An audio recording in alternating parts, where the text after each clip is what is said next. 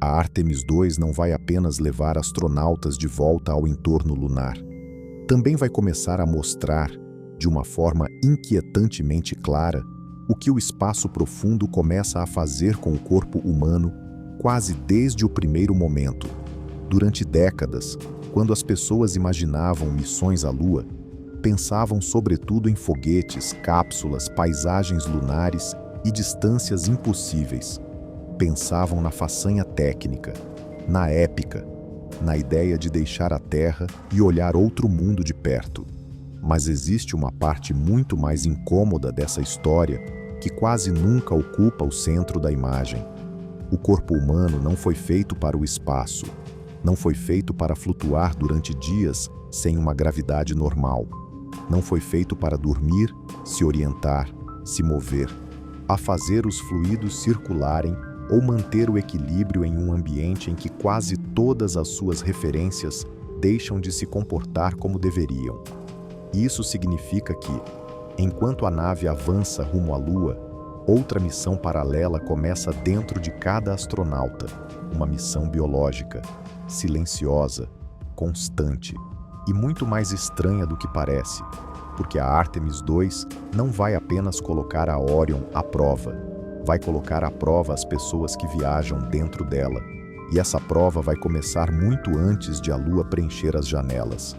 Vai começar no instante em que o corpo deixar para trás a lógica da Terra.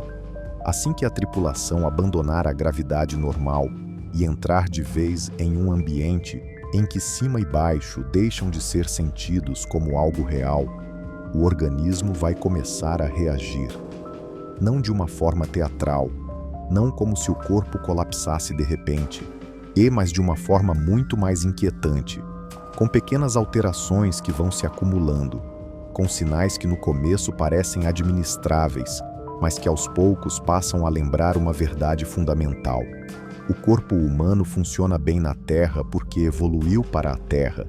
No momento em que você o tira desse sistema, ele começa a improvisar. E essa improvisação tem um preço. Uma das primeiras mudanças vai chegar com algo que parece invisível, mas que altera quase todo o resto: a redistribuição de fluidos. Na Terra, a gravidade puxa constantemente o sangue e os líquidos corporais para baixo. O coração, os vasos sanguíneos, a pressão nas pernas, a distribuição do volume por todo o corpo, tudo está adaptado a essa condição. Mas na microgravidade, essa distribuição muda. Os fluidos deixam de cair da mesma forma para a parte inferior do corpo e começam a se deslocar para cima. O rosto pode inchar, a sensação de pressão muda, a cabeça pode parecer mais carregada, a expressão do corpo muda, embora de fora isso não pareça no início uma doença. É outra coisa. É o corpo perdendo uma referência que teve a vida inteira. Isso pode parecer um detalhe menor, mas não é. Porque quando você muda a forma como os fluidos se distribuem, muda também a forma como o corpo sente o próprio equilíbrio, o próprio peso e, de certo modo, a própria normalidade. O rosto pode parecer mais inchado, as pernas podem parecer mais leves ou mais vazias do que o normal. A percepção de estar dentro do próprio corpo começa a mudar, e com isso, se abre uma cadeia de efeitos que já não se limita à aparência. Afeta a coordenação, aí afeta o descanso, afeta a forma como o corpo se orienta em um ambiente em que já não recebe os sinais que espera. E aí entra um dos sistemas mais traídos pelo espaço, o equilíbrio. Na Terra, o cérebro combina constantemente informações dos olhos, dos músculos, da pressão sobre o corpo e, sobretudo, do sistema vestibular do ouvido interno, para saber onde você está, como está se movendo e em que direção o mundo se encontra. Mas, em uma nave como a Orion, flutuando durante dias, muitos desses sinais deixam de coincidir. O corpo pode se mover, mas sem a confirmação constante de peso e apoio que normalmente acompanha qualquer gesto. O ouvido interno deixa de receber o mesmo tipo de informação. O cérebro, durante um tempo, entra em conflito com as próprias expectativas, e esse conflito pode gerar desorientação, falta de jeito, de desconforto e até uma forma muito estranha de confusão física. Não é simplesmente ficar enjoado, é algo mais profundo. É sentir que o corpo já não interpreta o espaço como costumava interpretar, que girar, flutuar, se impulsionar ou simplesmente mudar de posição pode parecer mais estranho do que deveria, que o movimento já não está ancorado em uma relação clara com o chão, com o peso ou com uma direção estável. Para uma tripulação que, além disso, estará se afastando da Terra, entrando no espaço profundo e tentando cumprir tarefas dentro de uma missão histórica, essa perda de familiaridade corporal pode ter um peso psicológico enorme, porque eles não estão apenas dentro de uma nave, estão dentro de corpos que já começam a funcionar de maneira diferente. E isso pode ser sentido até antes de a viagem avançar muito. Essa é uma das partes mais inquietantes de tudo isso. Não são necessários meses para que o espaço comece a mudar o corpo. 10 dias já bastam para iniciar uma transformação real. Não uma destruição completa, mas sim uma alteração visível, acumulativa, perfeitamente capaz de lembrar a um astronauta que ele está vivendo em um ambiente antinatural. As pessoas costumam imaginar que os grandes efeitos chegam apenas em missões muito longas, mas o corpo começa a reagir muito antes. Faz isso desde os primeiros dias, quase desde o início, porque não precisa de muito tempo para perceber que foi arrancado do único sistema ao qual realmente pertence. Isso também vai afetar o sono. E o sono, em uma missão assim, importa muito mais do que parece. Dormir não é apenas descansar, é manter a mente clara, o humor estável, a coordenação fina, a tomada de decisões e a resistência emocional. Mas no espaço, dormir não é simplesmente fechar os olhos dentro de uma nave silenciosa. O corpo já não sente o colchão, nem o peso do corpo sobre uma superfície da mesma maneira. O ritmo biológico já não recebe os mesmos sinais ambientais de sempre. A missão impõe horários, luzes artificiais, atividade técnica, tensão psicológica e um ambiente em que o sistema nervoso pode demorar para aceitar o que realmente significa descansar. E, quando o descanso se altera, todo o resto começa a sentir. A fadiga não é sentida apenas como cansaço.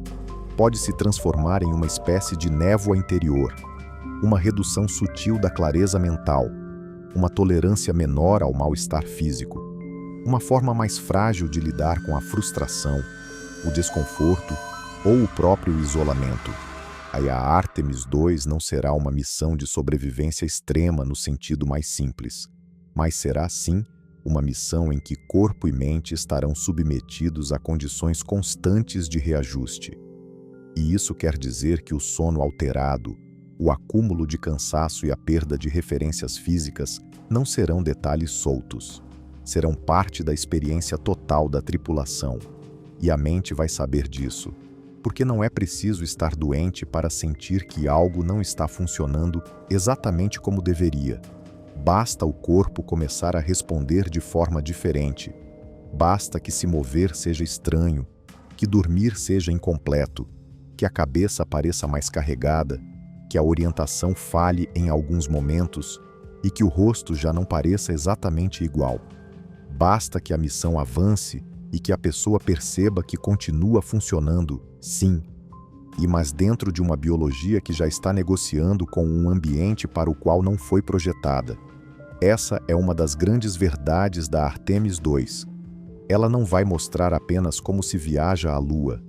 Vai mostrar como o corpo humano começa a pagar o preço dessa viagem quase desde o primeiro momento. Isso também vai afetar a percepção do tempo.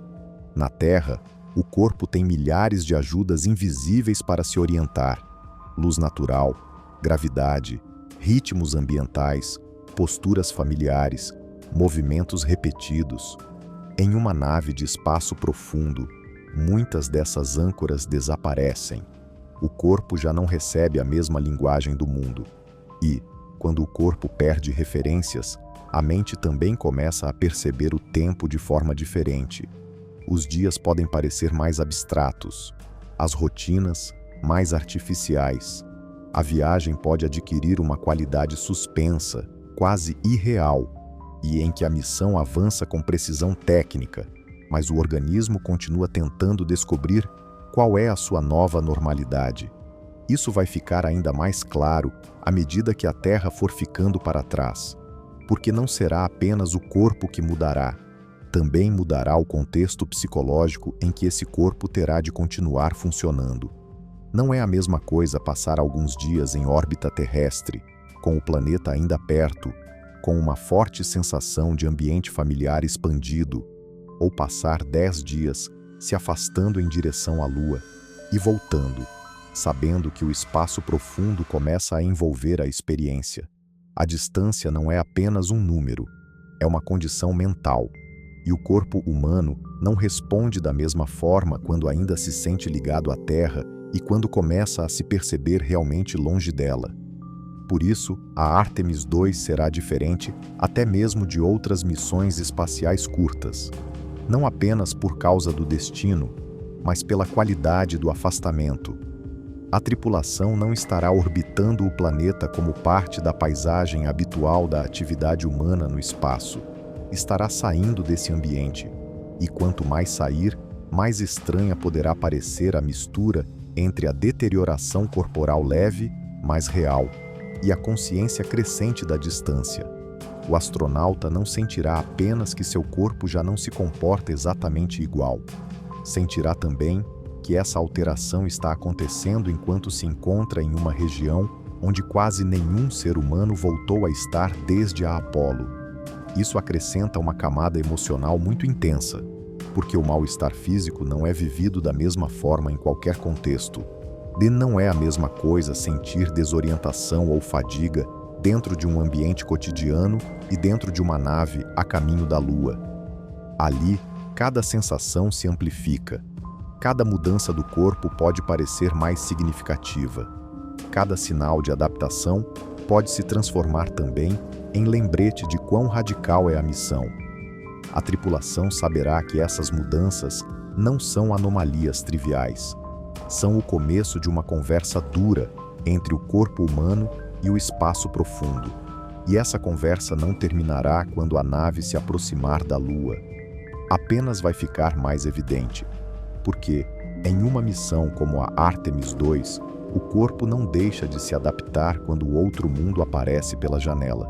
Pelo contrário, a aproximação à Lua vai acrescentar uma nova camada de tensão sobre um organismo que já passou dias se reajustando a um ambiente artificial.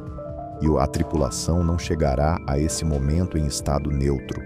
Chegará com fadiga acumulada, com o equilíbrio alterado, com uma percepção do espaço já modificada e com a estranha sensação de habitar um corpo que continua funcionando, sim, mas já não da maneira como foi projetado para funcionar na Terra.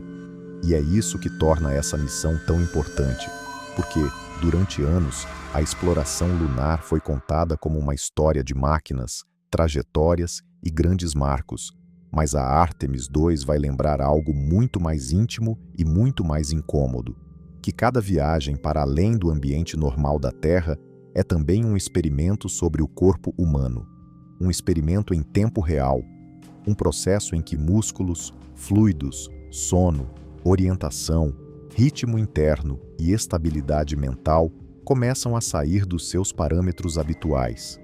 E fazem isso não em laboratório, mas no interior de uma nave que avança rumo à Lua. Isso significa que a missão terá duas paisagens ao mesmo tempo. Uma será a exterior, a Terra se afastando, a Lua crescendo, o lado oculto, o vazio e a escala absoluta da viagem. A outra será interior, uma paisagem corporal muito menos visível, mas igualmente real. Uma paisagem de inchaço facial, redistribuição de fluidos, cansaço, desorientação, alteração vestibular, sono imperfeito, referências físicas perdidas e uma consciência constante de que o corpo está negociando, a cada hora, com um ambiente para o qual não tem memória evolutiva. E essa negociação pode ser sentida até em coisas muito simples. Mover-se, por exemplo, deixará de ser automático. Na Terra, quase nunca pensamos em como deslocamos o corpo. Fazemos isso milhares de vezes por dia sem prestar atenção. Mas, no interior da Orion, depois de vários dias, cada movimento terá outra lógica. Não haverá chão como referência normal. Não haverá peso estável. Não haverá a mesma relação entre impulso, direção e postura. E isso significa que até o cotidiano se tornará técnico. Girar, frear, se reorientar, passar de uma posição para outra. Tudo o que na Terra pertence ao fundo invisível da vida, ali terá de ser renegociado repetidas vezes. Isso produz desgaste. Não necessariamente um desgaste espetacular, mas sim um desgaste acumulativo. Porque, quando o corpo tem de recalcular até gestos simples, a energia mental e física é consumida de outra maneira. O que na Terra seria natural, ali exige adaptação. E quando essa adaptação se mantém durante 10 dias, deixa uma marca real, não apenas nos músculos ou na coordenação, mas também na paciência e na clareza e na resistência emocional da tripulação. O corpo não colapsa, mas também não sai intacto dessa conversa. Também por isso, a missão será uma prova de convivência corporal, não apenas humana, porque 4 pessoas dentro de uma nave não compartilham apenas espaço, compartilham ritmos físicos alterados, compartilham cansaço, silêncios, pequenos desconfortos, mudanças no sono e um ambiente em que cada um está tentando continuar funcional enquanto seu organismo se reorganiza. Isso pode parecer secundário diante da épica do voo lunar, mas na verdade é central, porque as grandes missões não dependem apenas de que a nave resista. Dependem de que os corpos que vão dentro dela continuem capazes de agir com precisão, julgamento e estabilidade em condições que não foram feitas para eles. E é exatamente isso que a Artemis II começará a revelar de forma moderna. Não apenas como responde uma cápsula, também como responde uma tripulação real quando a viagem dura o bastante para deixar de parecer uma excursão breve e começar a se comportar como uma verdadeira separação fisiológica da Terra. 10 dias podem não parecer muito do conforto do planeta, mas, no espaço profundo, 10 dias são suficientes para que o corpo entenda que algo essencial mudou. Isso também vai aparecer na mente, porque o cérebro não vive separado do corpo. Quando a orientação falha, quando o sono se altera, quando o rosto muda de volume, quando o equilíbrio deixa de ser confiável e quando a rotina física começa a parecer artificial, a mente também responde. Pode responder com fadiga, com irritabilidade, com momentos de névoa mental, nem com uma forma de cansaço que não se parece exatamente com o terrestre. Não é preciso falar em colapso psicológico para entender que a missão submeterá a tripulação a uma tensão interna constante. A mente estará tentando sustentar a sensação de normalidade, enquanto o corpo a lembrará repetidamente de que a normalidade já não existe. E, em uma missão rumo à Lua, essa consciência pesa muito mais, porque não acontece perto de casa. Acontece enquanto a Terra é vista ao longe. Acontece enquanto o ambiente lunar aparece como uma presença imensa e silenciosa. Acontece enquanto a tripulação sabe que faz parte do primeiro retorno humano ao espaço profundo em mais de meio século. O contexto amplifica o efeito. Cada pequena mudança do corpo pode parecer mais importante porque acontece no cenário mais estranho possível. A biologia deixa de ser pano de fundo e se transforma em parte visível da viagem. É isso que torna tão forte a ideia central deste vídeo. Não que, depois de 10 dias, os astronautas voltem destruídos, mas que já não voltam exatamente iguais. Já começaram a mudar. Já viveram tempo suficiente fora do ambiente natural da Terra para que o organismo deixe sinais claros de adaptação e desgaste. E esses sinais são importantes não apenas por curiosidade médica, mas pelo que anunciam. Se 10 dias bastam para alterar assim o corpo, então cada missão mais longa obrigará esse problema a ser tratado com muito mais seriedade. Aí a Artemis II deixa de ser apenas uma missão lunar e começa a se transformar em um ensaio para o futuro, porque tudo o que acontecer com essa tripulação servirá como aviso e como aprendizado. O que muda primeiro? O que é bem tolerado? O que começa a se deteriorar antes do esperado? Como o corpo se comporta quando combina distância, microgravidade, isolamento e vários dias de rotina dentro de uma nave de espaço profundo? Isso será valioso para futuras missões ao ambiente lunar? Sim, mas também para qualquer plano mais ambicioso. Porque ninguém vai enviar seres humanos ainda mais longe sem antes entender bem o que já começa a acontecer em uma viagem como esta. E essa compreensão inclui a volta, porque uma das partes mais duras de toda essa história vai chegar quando a tripulação voltar a enfrentar a gravidade terrestre. Aí o corpo terá de fazer outra transição brutal.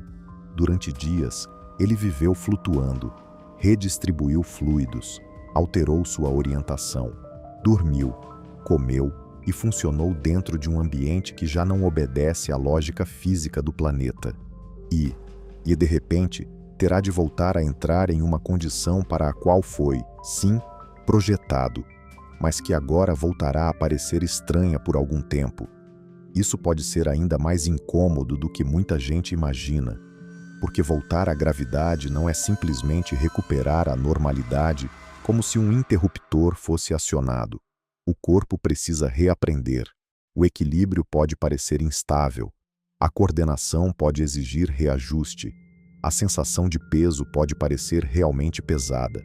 O que antes era natural pode se tornar momentaneamente desajeitado. E isso significa que a missão não terminará no instante em que a Orion voltar à Terra. O corpo continuará terminando a viagem depois do pouso. Essa é outra verdade pouco visível do espaço, que as missões não acabam apenas quando a cápsula toca o solo ou a água. Elas acabam quando o organismo consegue se reconciliar novamente com o mundo para o qual foi feito. E depois de 10 dias no espaço profundo, essa reconciliação também faz parte da história. A Artemis II não vai mostrar apenas como o corpo começa a mudar fora da Terra. Vai mostrar também o quão difícil pode ser voltar a se sentir terrestre depois de ter vivido tanto tempo em uma realidade em que as regras físicas eram outras. E isso muda tudo em nível narrativo, porque de repente a missão deixa de parecer apenas um trajeto heróico rumo à Lua e passa a se tornar também uma história sobre vulnerabilidade humana, sobre como os astronautas não são apenas passageiros de uma tecnologia incrível. São corpos vivos tentando resistir, se adaptar e continuar funcionando enquanto atravessam um ambiente que não os quer, e não os entende e não lhes oferece nada daquilo de que precisam por natureza. Isso faz com que cada imagem da viagem carregue outro peso. Já não vemos apenas uma nave elegante flutuando no vazio. Vemos também seres humanos pagando biologicamente o preço de estar ali. E talvez essa seja a parte mais inquietante de todas, que o espaço profundo não precisa de meses para começar a mudar você. 10 dias já bastam. 10 dias já são suficientes para que o equilíbrio falhe, o rosto inche, o sono se altere, o corpo reorganize seus fluidos e a mente comece a notar que vive dentro de uma maquinaria biológica fora de contexto. Não é preciso uma missão a Marte para descobrir que o ser humano não sai ileso da Terra. A Artemis II pode demonstrar que o processo começa muito antes. Por isso essa missão importa tanto até para além da Lua. Importa porque vai voltar a aproximar seres humanos do entorno lunar, sim. Mas importa também porque vai trazer para o primeiro plano uma verdade que a história espacial às vezes esconde atrás da épica. Que explorar não é apenas vencer a distância, é também submeter o corpo humano há condições que o obrigam a mudar, que cada quilômetro conquistado no espaço tem um custo biológico, e que entender esse custo será tão importante quanto projetar foguetes melhores ou cápsulas melhores. Quando a tripulação da Artemis II voltar, o mundo verá uma missão histórica. Verá o primeiro grande retorno humano ao espaço profundo na era moderna. Verá o triunfo tecnológico, o legado da Apollo, o poder da Orion e o retorno ao entorno lunar. Mas por baixo de tudo isso, haverá outra história igualmente importante. A história de 4 corpos humanos que, em apenas 10 dias, começaram a ser alterados por um ambiente para o qual nunca foram feitos. E essa pode ser a lição mais séria de todas: que o espaço profundo não começa a mudar você no fim de uma grande expedição. Começa a fazer isso quase desde o início. Começa a fazer isso no equilíbrio, no rosto, no cansaço, no sono, na orientação, na forma como o corpo sente e organiza o próprio interior. A Artemis II não vai apenas nos mostrar como se viaja de novo em direção à Lua. Vai nos mostrar o que essa viagem começa a cobrar do corpo humano quase de imediato. E com isso, vai lembrar todo o mundo de uma verdade fundamental. Chegar longe não consiste apenas em construir máquinas capazes de suportar isso. Também consiste em descobrir quanto um ser humano pode suportar, de verdade.